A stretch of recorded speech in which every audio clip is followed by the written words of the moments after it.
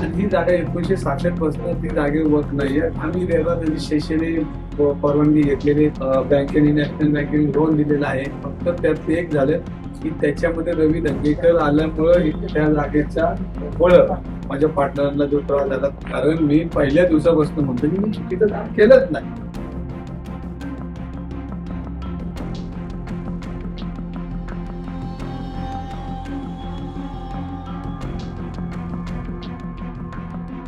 त्याच्यामध्ये रावसाहेब आमचे नेते आहेत, खासदार आहेत, माझे स्नेही आहेत, परिवारातले आहेत. आणि त्यांनी काय बोललं तर ते वडीलकीच्या नात्याने मी ते ऐकून घेणं घ्यावंच लागेल. आणि त्यांनी माझ्याबरोबर बरेच वर्ष काम केलं. मी त्यांच्या नेतृत्वाखाली काम केले. मी 10 वर्ष शिवसेनेचा नगरसेवक म्हणून काम केलं. आणि या सगळ्या गोष्टी जर परिवार म्हणून झाल्या, माझ्या काही त्यांना वाटतं चुकीचं तर त्यांनी बोलायचा तो अधिकारी त्यांनी तो वापरला, तर त्याबद्दल माझ्या मनात शंका नाही आणि माझ्या मनामध्ये रागही नाही. पण त्यांनी थेट म्हणले की तुमच्या अटकेची ताकद तलाव होती म्हणून तुम्ही तिथे प्रवेश केला. नाही, मी परत एकदा सांगतो, तुमच्या माध्यमातून सांगतो, मी ज्या जागा विकत घेतली ते मी 6वा मालक आहे. आणि आजही त्या जागेमध्ये मी ज्यांच्याकडनं जागा विकत घेतली तिथं सरकारी कार्यालय आणि सरकार त्या मालकाला भाडं देते, त्यांच्याकडेच आम्ही जागा विकत घेतली. मग सरकार जर वरच्या जागेमध्ये जर भाड्याने जागा घेत असेल तर मग सरकारची त्यात चूक आहे का हे जरा तुम्ही तपसून घ्या. कारण तुम्ही एकच बाजू ऐकलेली आहे की ती जागा विकत घेतली तर तो प्लॉटच अख्खा वर्क बोर्डचा असं जर त्यांचं म्हणणं असेल तर तो उरलेला पाडवी तो वर्क बोर्डचा असला पाहिजे. आणि ही जागा 1966 पासून ती जागेवर वर्क नाहीये. आणि याच्यामध्ये कोर्टाच्या परवानगीने ऑप्शन दिला करून ती जागा विकलेली. त्यानंतर ते 5वा मालक नाही. आणि आम्ही रेरा रजिस्ट्रेशनने परवानगी घेतलेली, त्याच्यावर आम्हाला बँकेने, नॅशनल बँकेने लोन दिलेलं आहे. आणि तिथं आमचं बांधकाम पूर्ण झालं. फक्त त्यात एक झालं की त्याच्यामध्ये रवी दंगेकर आल्यामुळं त्या जागेच्या मुळं माझ्या पार्टनरला जो त्रास झाला तो साहजिकच त्यांचे मनामध्ये, कारण त्यांचे माझ्याबरोबर भारतीय जनता पार्टीचे नगरसेवक आहेत, ते त्यात मालक आहेत, मनसेचे नगरसेवक आहेत, ते मालक आहेत, मी मालक आहे. आणि याच्यामध्ये आम्ही 5-6 लोकांनी ती प्रॉपर्टी विकत घेतली आणि त्याचं 20 बँक लोन बिन लोन सगळं झाले.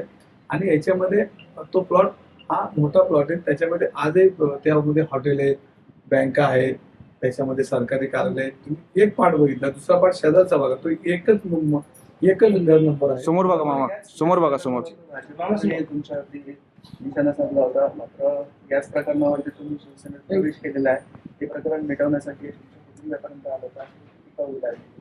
काय म्हणतात याच्यावर? मी परत एकदा म्हणतो की माझं चूक असेल तर माझ्यावर गुन्हा दाखल करा. मी तो गुन्हा दाखल करून घ्यायला माझी तयारी आहे. कारण मी पहिल्या दिवसापासून म्हणतो की मी चुकीचं काम केलंच नाही. संजय राऊतांचं असं म्हणणं आहे 90 जण आहेत की त्यांच्यावर दबाव टाकून त्यांचा पक्ष प्रवेश घेतलेला आहे. तुम्ही पण त्यामध्ये येतात. बघा, आता मी तुम्हाला परत एकदा सांगतो की मी चुकीचं काम केलं नाही आणि करणार नाही.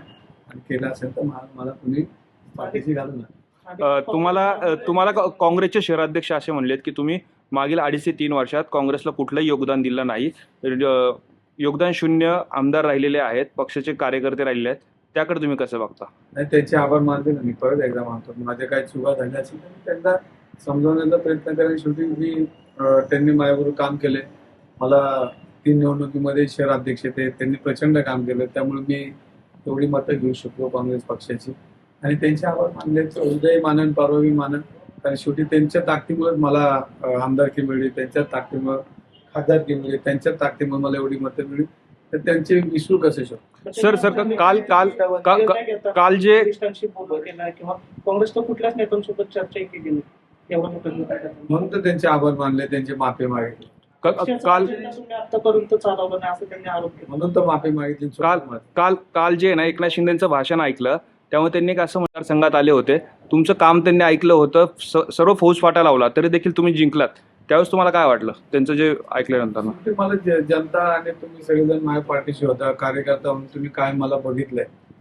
पक्षात जर इकडे तिकडे गेलो तरी माझी बांधिलकी पुणेकरांची, माझी बांधिलकी जनतेची. मी सातत्याने समाजाच्या हिताकरता जे काय चुकीचं असेल तिथं आवाज उठून उद्या बी उठवणार, असं काय नाही. शिंदे साहेबांशी बोलले की जिथं चूक दिसेल तिथं बोलायला मला तुम्ही अधिकार द्या. आणि तसं मला नाही वाटत की ते मला थांबवतील. पण आता काय शिवसेना आणि काँग्रेसकडून तुमच्यावर टीका होते, तुमचे वेगवेगळे प्रकरण असतील ते समोर आणले जातील. मग तुम्हाला बदनाम करण्याचा प्रयत्न सुरू आहे का? आणि मला बदनाम केलं किंवा नाही केलं पण माझं बुद्धी मला चांगलं सांगते की मी कोणाचं वाईट केलं नाही आणि करणार नाही.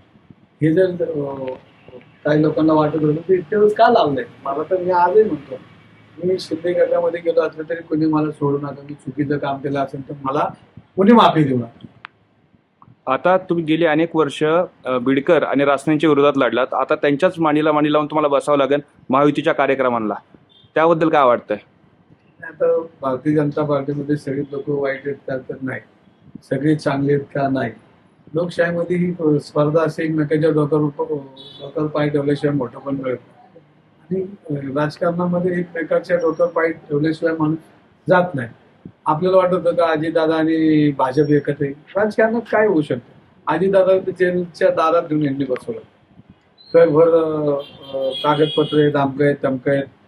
मोदी साहेब सुद्धा अजितदादांवर टीका केली, त्यांना पक्षात घेऊन त्यांना अर्थ खातं दिलं. म्हणजे असं काय नसतं राजकारणामध्ये.